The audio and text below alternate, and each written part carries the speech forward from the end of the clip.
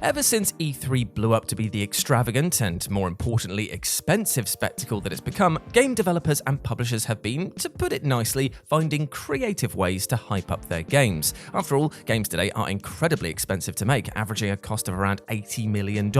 And time and space at E3 isn't cheap, not to mention many other video game conventions that have popped up over the years. So when you combine booth space, press coverages, employee wages, special game demos, and trailers, paying celebrities and models, construction, the list goes on and can easily reach hundreds of thousands of dollars. And publishers, well, they want to see that money back. So that's when the creative ways I spoke about before turn into, well, let's just face it, out and out lies. So let's take a look at them. As I'm Jules, this is WhatCulture.com, and these are 10 ways video games keep lying to you. Number 10. Hyperbolic statements that make no sense. During Xbox's recent Summer 2022 showcase, the developers of the all-new brand rebooted Forza Motorsport touted a whopping 48 times improvement in the fidelity of their physics simulation. Just let that sink in for a second. That's their previous physics fidelity, whatever that means, multiplied by 48. It's such a brazenly outrageous claim that it's utterly hilarious. How is it even possible to measure something like that as one number? And what is that number? Not only does that sound ridiculous, but we also have no idea what it means.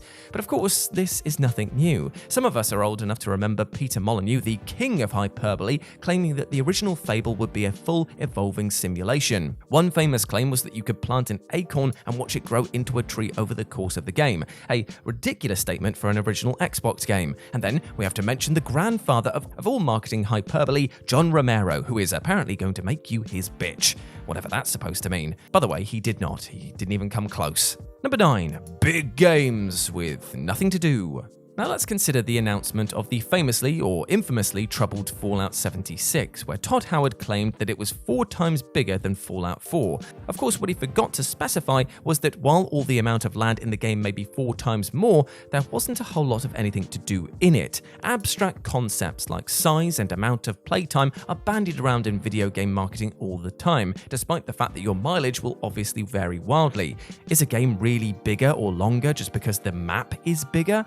That's just going to mean that you're traveling between points longer. What they don't tell you in all of this is what that more includes. How much of this is going to be repetitive tasks like collecting 100 feathers? How much is going to be boring side quests? How much of the map is auto-generated, copied and pasted assets that make all of the dungeons feel basically the same? Is a game really bigger or longer just because there's more space to do repetitive activities in? Number 8. Mobile game ads.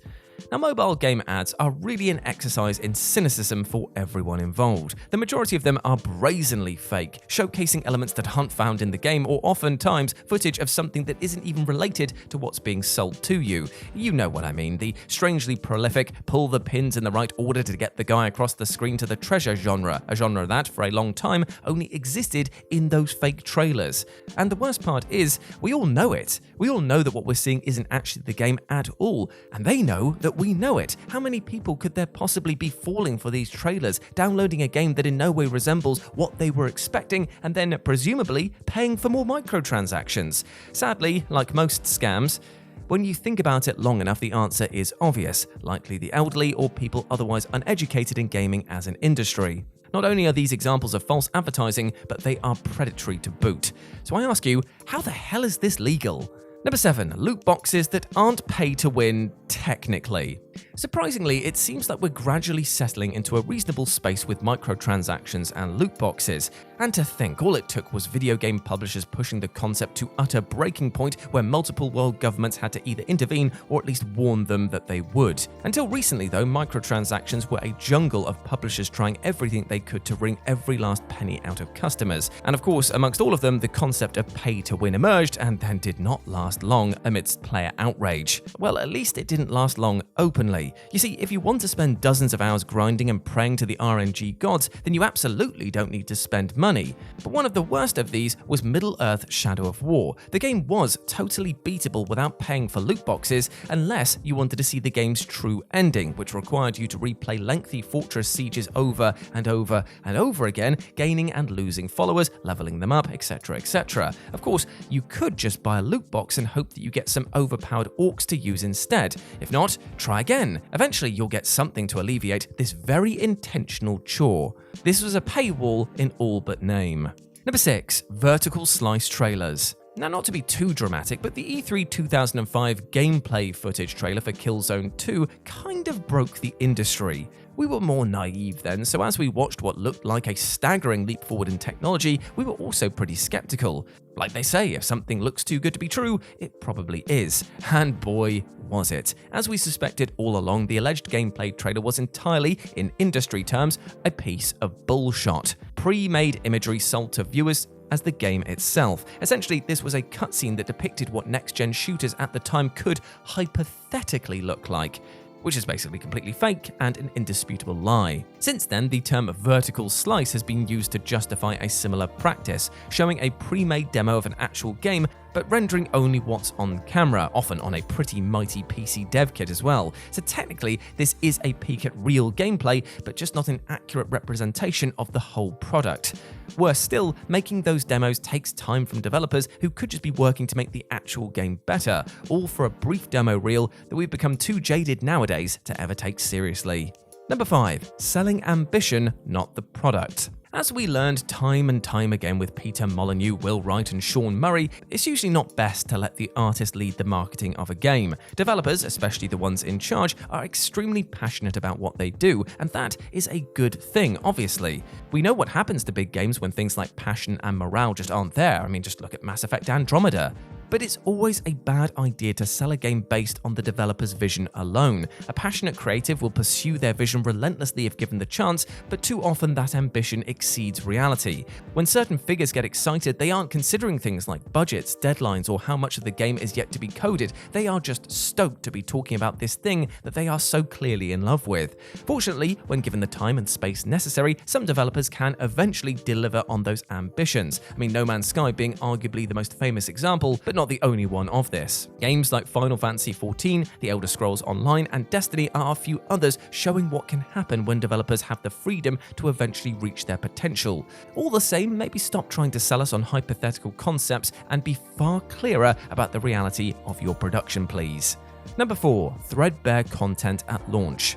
You know when a friend is telling you about some prestige TV series that you haven't seen yet, and inevitably at some point in the conversation they'll say something like, the first season isn't great, but if you can grit your teeth through it, then the rest is so worth it. And have you noticed how that same kind of mentality has been applying itself more and more to our games? As developers get more ambitious, their games end up feeling more like proof of concept for a sequel, or that the first game is the foundation and the sequel is the entire rest of house. Obviously, you hope a sequel builds upon an original, but this disparity feels like it's become intentional. Destiny, Anthem, Marvel's Avengers, all games that were released in a state that felt more like a pitch than a complete product.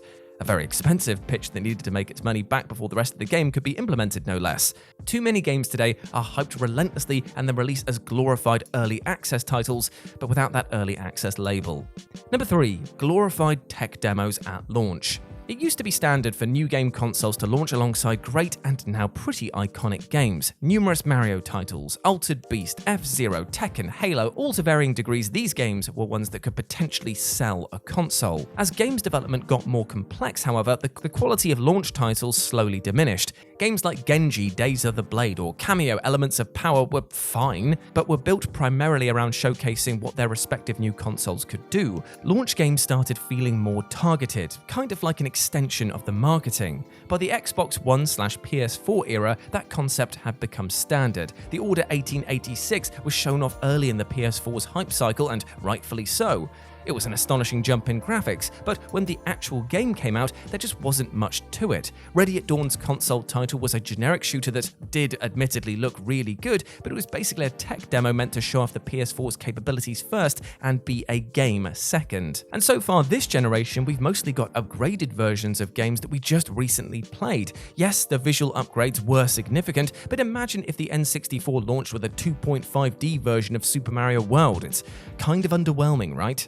Number 2. E3 is not for the fans. So E3 has lived a lot of lives. What started as a business conference for the video game industry and press gradually grew into gaming Super Bowl. All year we'd wait to see what games would be announced, what games would be demoed, what weird crap Ubisoft would do. And over time it even became a question of what celebrities might show up, and so it became an extraordinarily expensive spectacle. Several years ago, the parent company ESA tried to rein it in and gamers revolted. Then they brought the the glitz and glamour back, but drastically limited the required credentials to attend. Now, despite some cancellations recently, E3 has been opened up as a free-for-all if you can get a ticket. In all that time, fans were never truly the priority. It has always been a press and business event first and foremost, which is the reason why you see things like vertical slice demos or trailers just to show a hint of what the game might actually be like. These things were primarily made with industry use in mind, to satisfy the publishers, to appeal to the investors, or to just simply wow the press.